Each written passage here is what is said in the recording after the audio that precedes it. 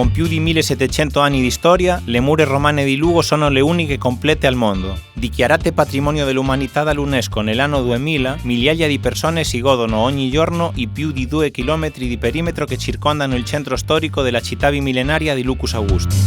Attraverso conversazioni e testimonianze in diverse lingue, impareremo cosa significa questo storico monumento romano per le persone che hanno potuto ammirarlo da vicino. Benvenuti a Lugo Muraglia Unica.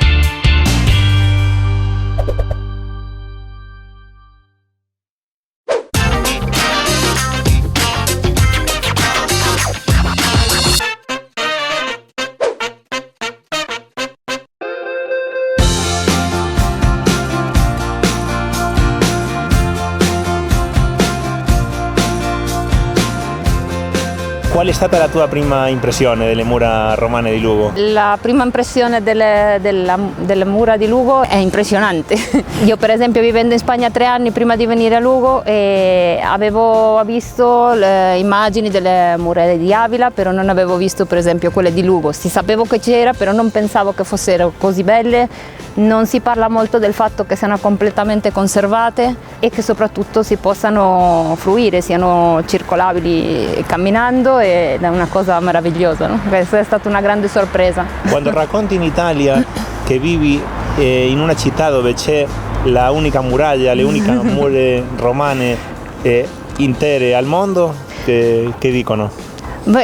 Sicuramente suscita curiosità, perché pensiamo che ci siano più resti romani in Italia e invece delle volte troviamo fuori delle cose esemplari, no? Per esempio sto pensando alla Maison Carré di Nîmes, che è anche forse l'unico tempio completamente conservato, e queste che sono le uniche mura romane completamente intere, insomma, sì. Perché poi pezzi di mura ci sono da tutte le parti. Quando emigriamo a un altro posto, un altro luogo, andiamo ricostruendo la nostra identità, e sicuramente gli elementi di questo luogo diventano parte di questa nuova identità che costruiamo, quindi sicuramente a livello affettivo si crea un legame, assolutamente. Raccontami qualcosa su qualche patrimonio di Genova, della tua città. Genova è una città che ha come tu sai, ha moltissimo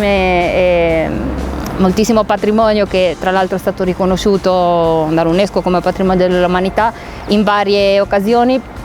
A partire dal 2004 finalmente è stato, quando Genova è stata capitale della cultura, capitale europea della cultura, sicuramente si è cominciato a valorizzarlo veramente, perché per molti anni è stato molto, molto poco conosciuto, molto poco valorizzato. Diciamo le cose più famose chissà sono i palazzi di Strada Nuova, no? del secolo d'oro genovese, dell'epoca di Andrea Doria, e poi ci sono il sistema dei forti di Genova, che vengono precisamente da un sistema di mura che sono state costruite nel tempo. Sono state le ultime mura che ha avuto Genova, ha avuto mura probabilmente in epoca romana, e poi molte altre mura, le mura del Barbarossa nel 1100, giù di lì, che sono quelle che rimangono ancora in parte, che chiudevano il centro storico, e poi queste mura enormi di 19 km che sono state costruite tutte intorno con un sistema di 12 forti, e che ancora i forti esistono ancora e si possono visitare. Alcuni sono in rovina, alcuni no.